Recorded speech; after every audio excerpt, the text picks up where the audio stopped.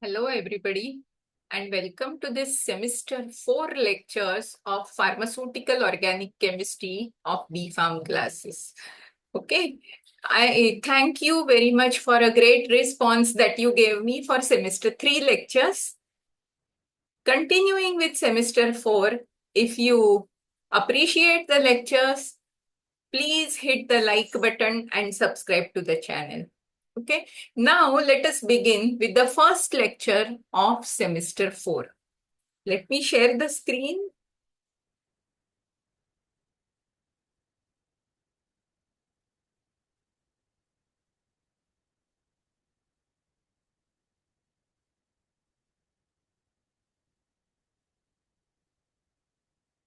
Just a moment.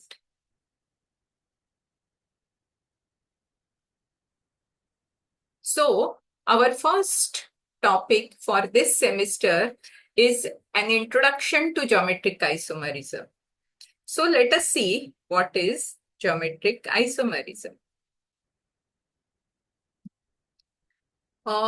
You have seen in 12th, 11th, 12th standard and in first year, what are isomers? Just a recap, isomers are compounds with the same molecular formula but different arrangements of atoms around each other and differ in their physico-chemical properties, either all or some.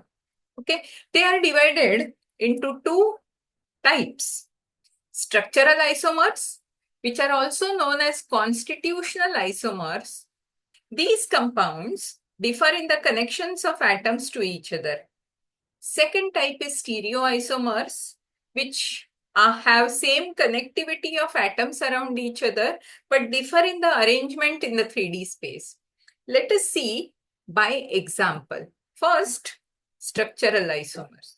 This is an example of structural isomer. First example is cyclohexene and 1-hexene. As you can see, both have molecular formula C6H12, but the arrangement of atoms around each other is different. Same is the case with 1-butene and 2-butene, where the position of the double bond is different. Third case, ethanol and dimethyl ether.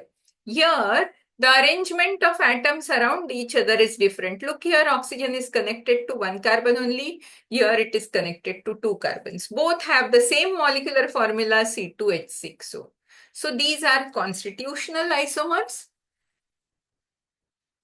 Now, let us differentiate between the two types of stereoisomers.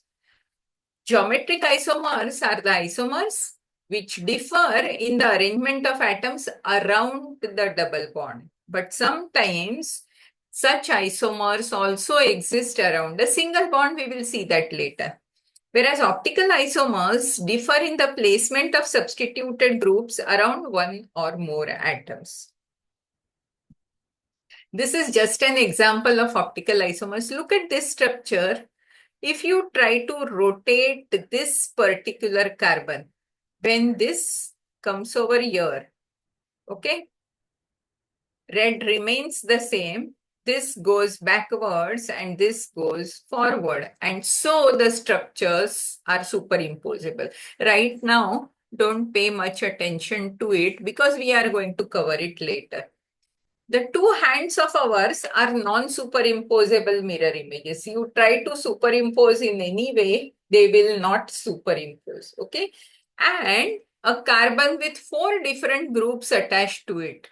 Likewise, forms non-superimposable mirror images. So these two are optical isomers, but right now focus on geometric isomers. Now look at this geometric isomer. This is also 2-butene. This is also 2-butene.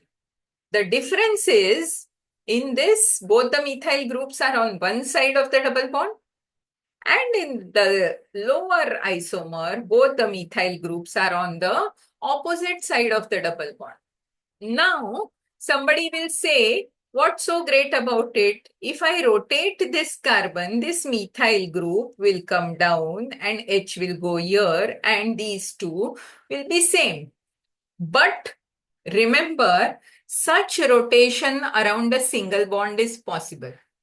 A single bond, as is shown over here, is a sigma bond, and this sigma bond is formed by axial overlap of orbitals. Can you see? So you rotate this carbon.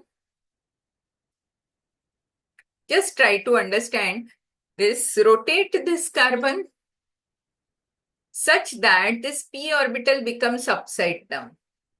Whatever way you rotate this carbon and you will see this overlap is intact.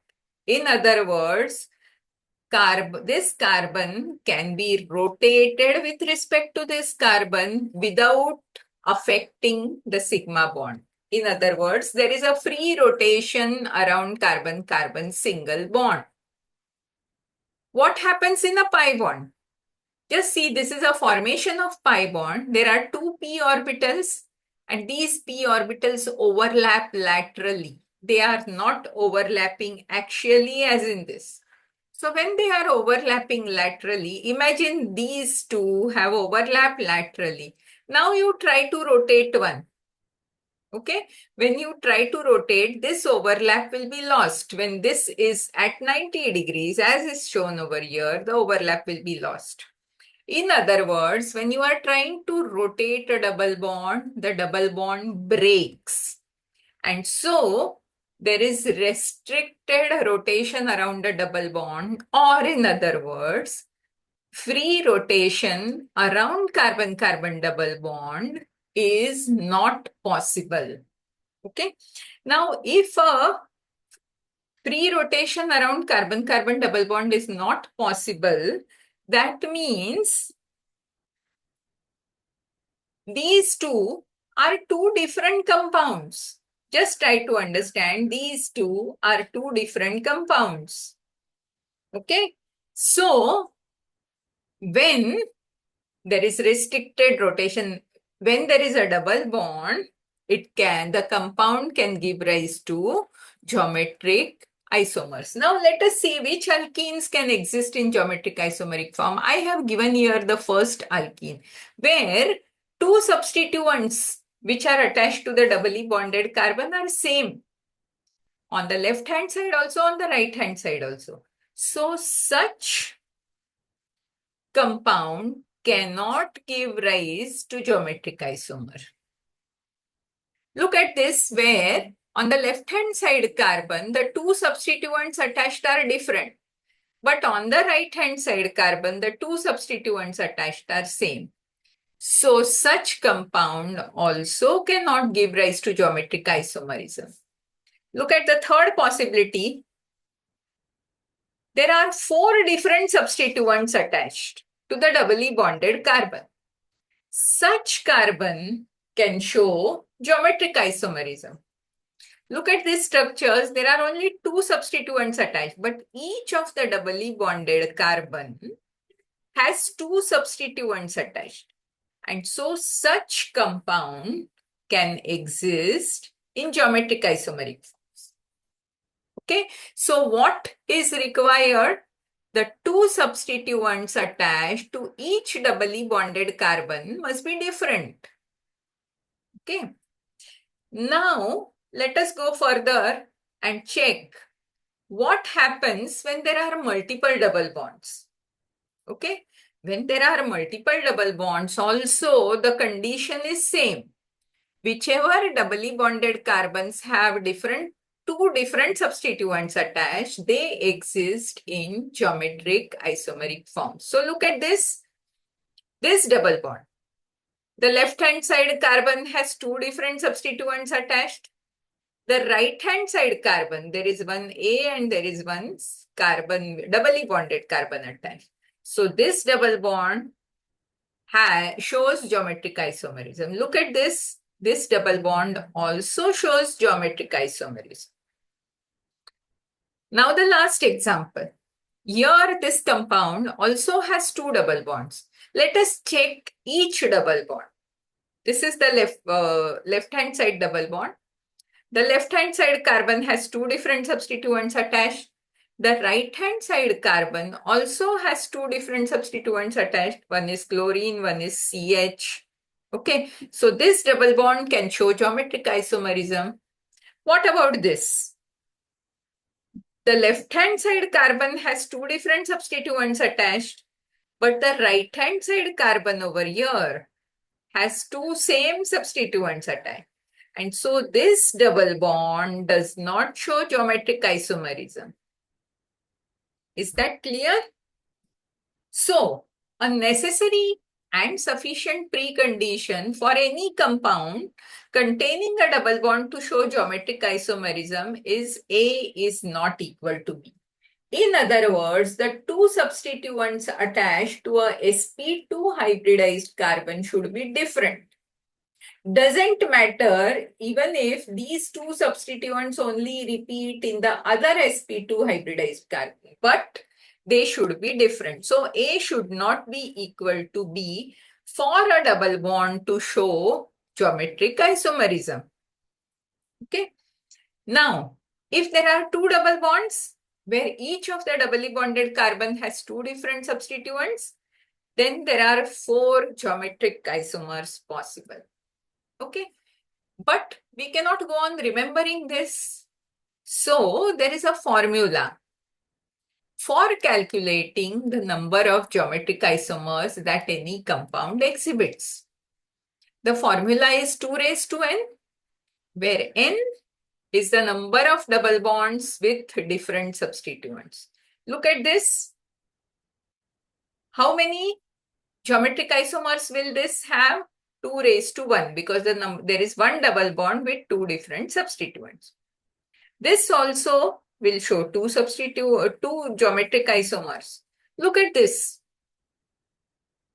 Are the substituents attached to sp2 hybrid carbon different? Yes, the two substituents which are attached to sp2 hybrid carbon are different.